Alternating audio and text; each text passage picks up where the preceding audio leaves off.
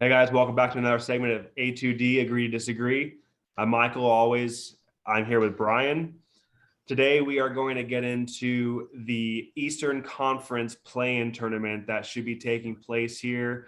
Probably by next weekend. I mean, we only have one or two games left for some teams. It's pretty much determined the four teams in each conference. The East is still a little murky. I think Brooklyn just clinched the 7 seed, so they're going to be hosting the play-in. Hornets looking at a 10 seed, so this is in the 8 and 9 seed there. But hey, man, how do you see this playing out?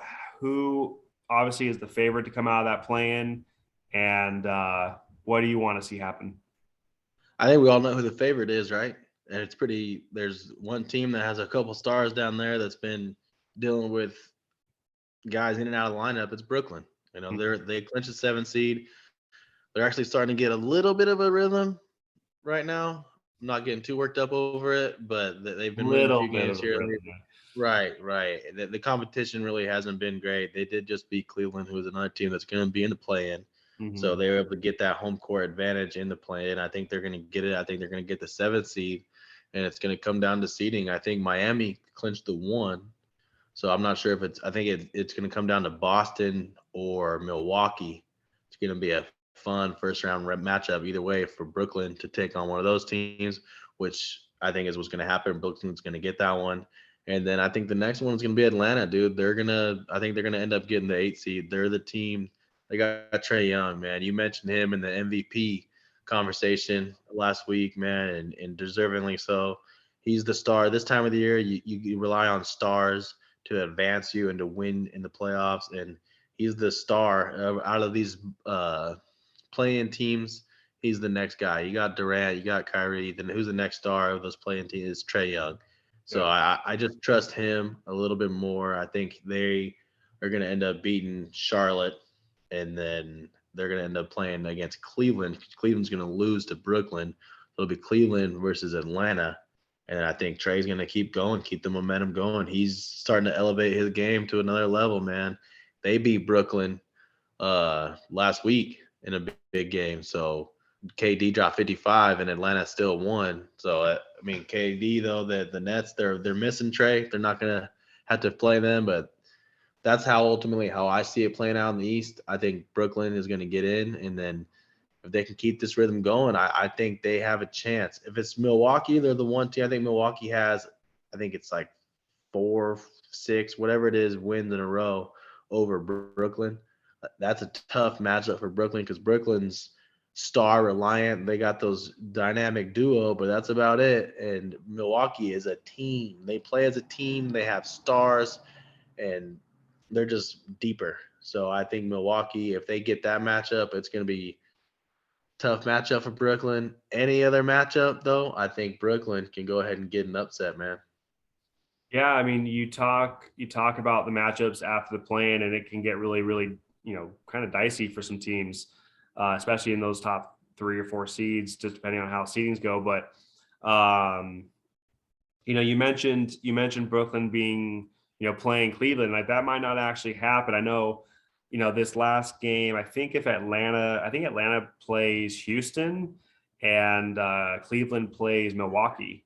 So depending on, I mean, Milwaukee's still playing for some stuff. So I mean, Giannis is playing for MVP, and Ooh. so if Milwaukee's looking for a win and wants to make it hard on Cleveland, like they could knock them out of that, win an in game, and Atlanta could do themselves a big favor in playing that win and in game and make their road a little bit easier. At least host the second game if they were to lose to Brooklyn.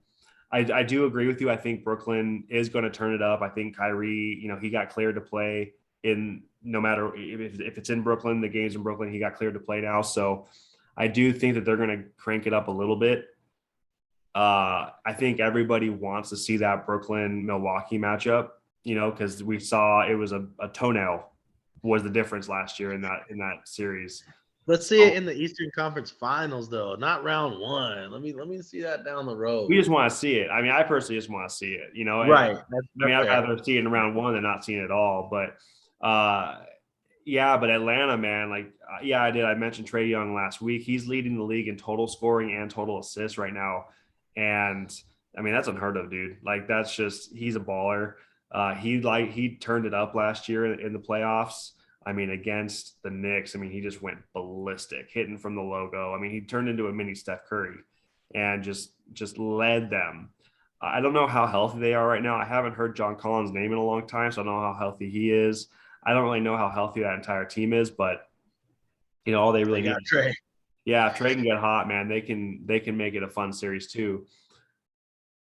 The Hornets. Right now, my bad. Right now, Milwaukee is the 2 seed. Boston is the 3 seed by 1 game. There's a 1 game difference. So Sunday, that does Milwaukee? Do you want to lose that game on purpose? Get out of there. You don't want to play Brooklyn. I don't think anyone's playing like that. They're not trying to worry about matchup. Guys should be playing their best ball right now. So I think Milwaukee's gonna end up winning and then locking up. And then you're gonna be right, man. I think we're gonna see Brooklyn and Milwaukee at toenail, man. It's gonna be Yeah, round one. and that could very easily be a 7-game series. Just the most brutal matchup you're going to see, maybe in all of the playoffs. I mean that, The best 2 players on the planet, Giannis yeah, and KD, to and they're me. going to get after each other too. And Kyrie, he's a superstar too, man. Like everybody kind of, everybody talks about Kevin Durant, but Kyrie, the way he handles, the way he distributes, the way he can score at will. I mean, I think even your boy Kobe, man, like when Kobe mentioned, someone asked him like, "Hey, if you could see someone follow in your footsteps, who would it be?" He said Kyrie, and because he can do everything. He can do everything. So that's a really Every if he can turn it up, man, and he shoots the rock at a high percentage. the Brooklyn's gonna thing be for tough to beat. them is going to be defensively. Like Yeah, they offensively, they got 2 guys that can't be guarded. Period. But Ben Simmons, man, if he is actually going to be needed. Obviously, not just if you give him a few minutes defensively, because defensively, Ben Simmons is actually really, really good, and that's where the Nets are going to need him the most. So offensively, you don't really have to do much, if not anything. Go stay on the block. You might catch a lob. Who knows? But defensively, they need him a little bit. Honestly, though, they can't expect him. I don't think they are expecting him. So they're gonna have to go through without him, man. And that's what's gonna be tough is they are a 2-man band. yeah, he's got a herniated disc in his back. I was what I is my understanding, and that's season ending, man. I mean, you see what happens to the guys in football. Like Chris Carson had it in his neck, and it ended his season early. Ben Simmons, I mean, I really don't know how true those stories are. I've heard it here and there, but I mean, if he has anything herniated or something like that in the back, then he's pretty much done. The one thing I'll say about Brooklyn, man, it's almost like the Lakers on the other side. I mean, they have a lot of miles on those legs.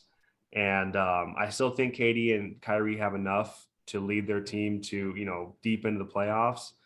But I mean, coming in every other night against good teams now, you're not playing the Magic anymore. You're playing, when Kyrie went Playing on. to play the champs, and that's what it's gonna come down to. They're gonna be playing them, dude. That's a team that's loaded. Brooke Lopez just got back. The Milwaukee, they just got Connaughton back not that long ago.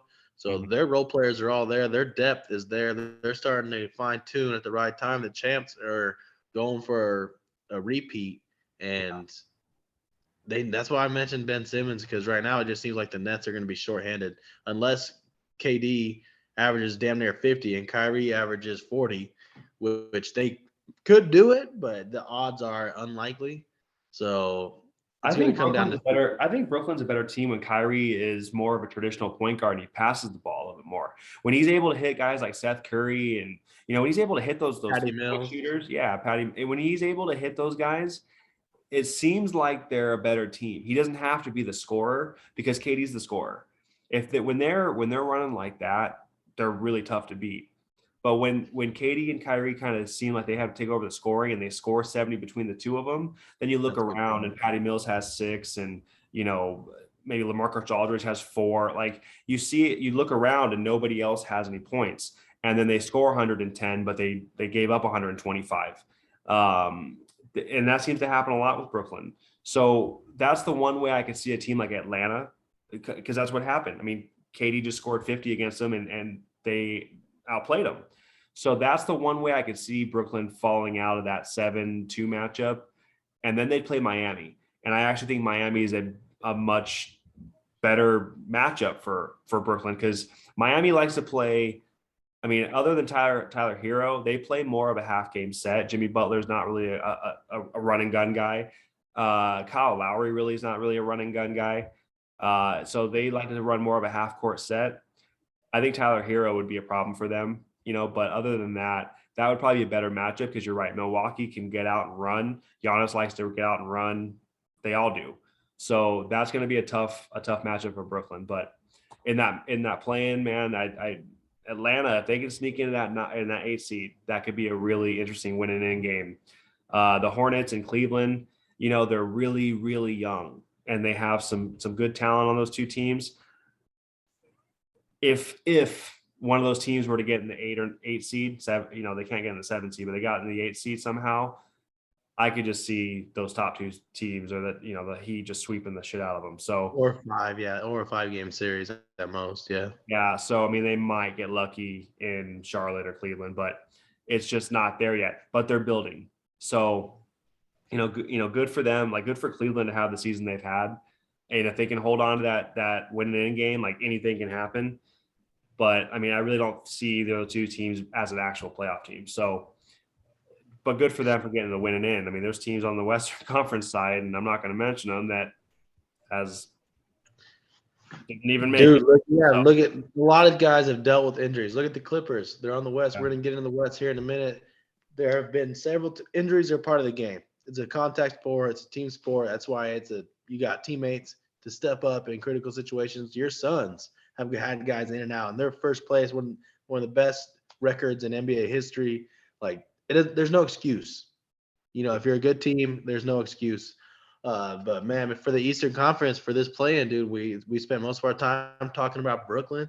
We talked about Atlanta, because ultimately I think those are the two teams we're in agreement on that are going to be up there. So they're going to find a way in the play-in.